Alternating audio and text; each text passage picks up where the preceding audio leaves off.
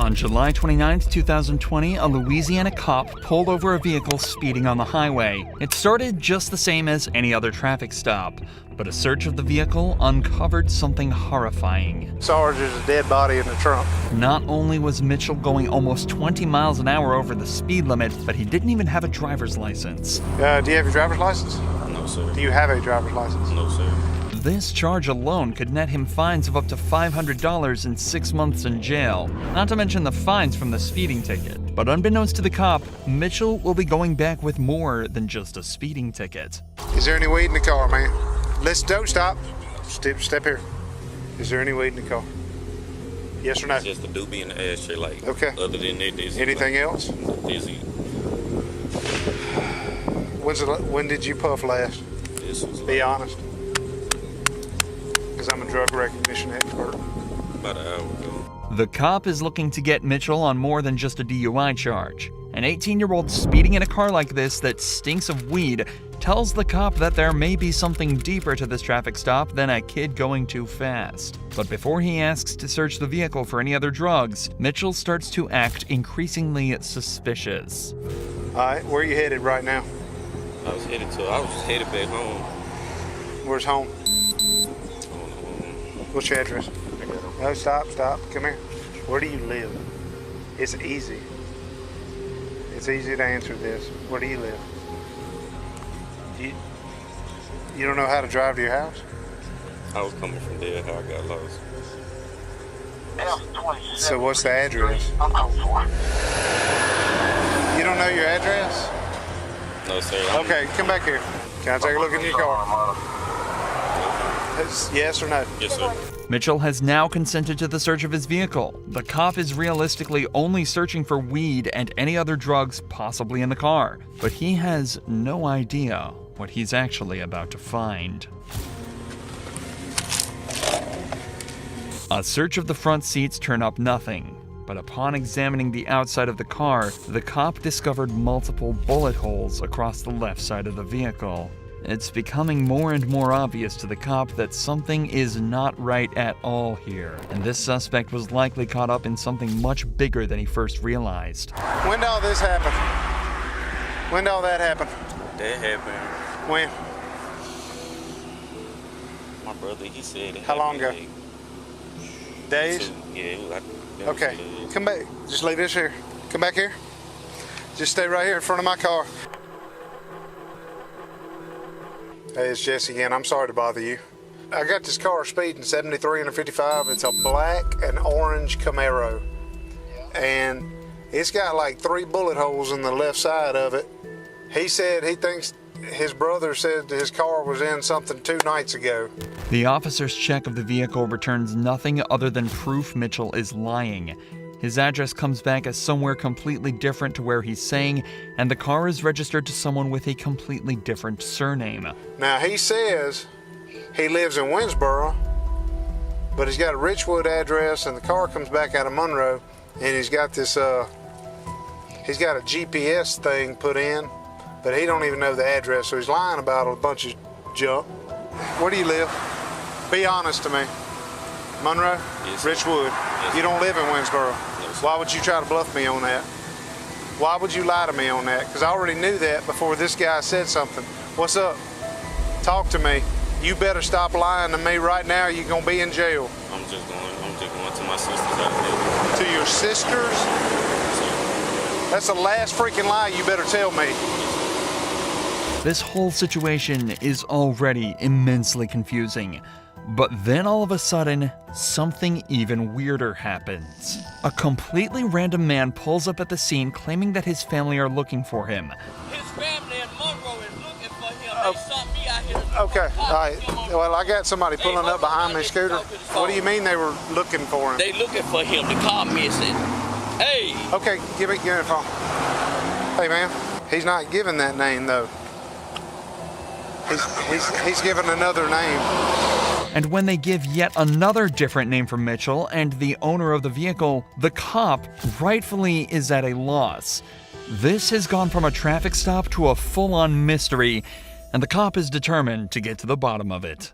There's a kid that's been reported missing, and that they took the car from Monroe and he lied to me about his last name, his address and where he's from. Random guy pulls up behind me, said, "Hey, this guy's looking for that kid.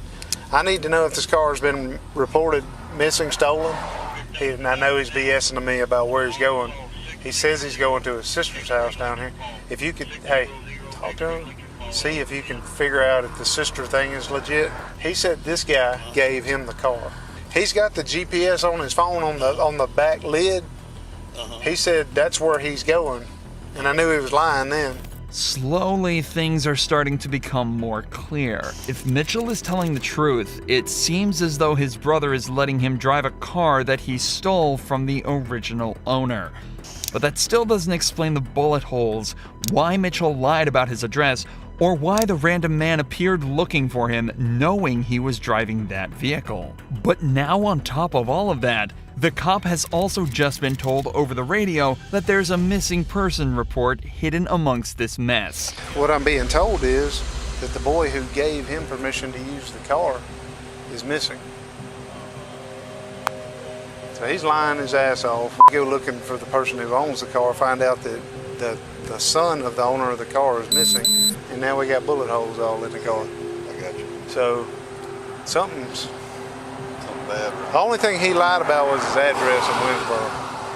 If he's knows something about this boy that's missing, there's bullet holes. I'd like to at least, I guess I'll do as much good contact as I can.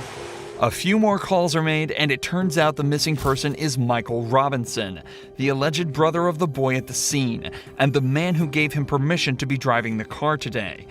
However, it's still unclear who owned the car in the first place, but the cop decides to forget about that for a moment and examine the vehicle a second time now that backup has arrived.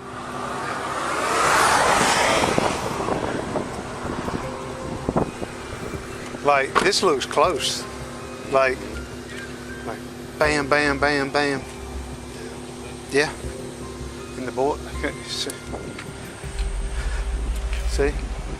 Little did he know, this is where all his questions would be answered at once in the most gruesome way imaginable. I'm gonna do the obvious thing I want to do.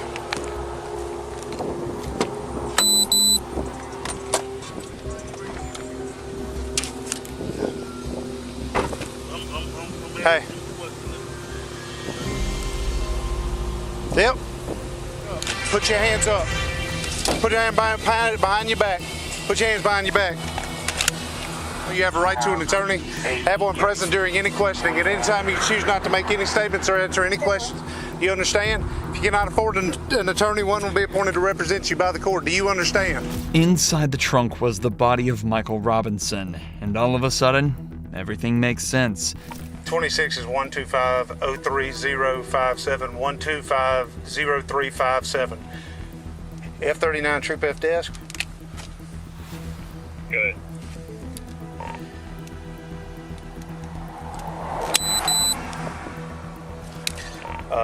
Need a supervisor out here.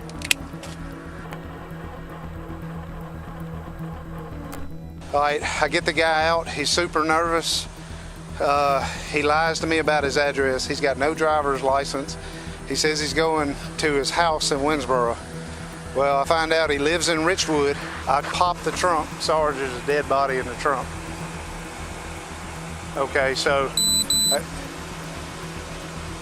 I'm not. We've blocked in front of the car and behind the car. We've shut the trunk. I have Franklin Parish Sheriff's Office with me. We're at 82. Okay, we're not. We're done. It turns out Michael Robinson wasn't related to Mitchell at all. Instead, he was merely an unintentional casualty of an armed robbery Mitchell was part of earlier. Who is that? Who is that? Listen, Who is who? that's Mike. That's Mike. How did Mike get there? Tell me. It wasn't me, man. It was.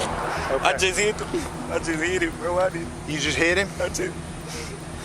In the mayhem of the robbery, Mitchell shot Robinson multiple times with a handgun before loading him into his trunk and driving him away to Winsboro to dump the body. But of course, before he could make it, he was pulled over by the officer for speeding.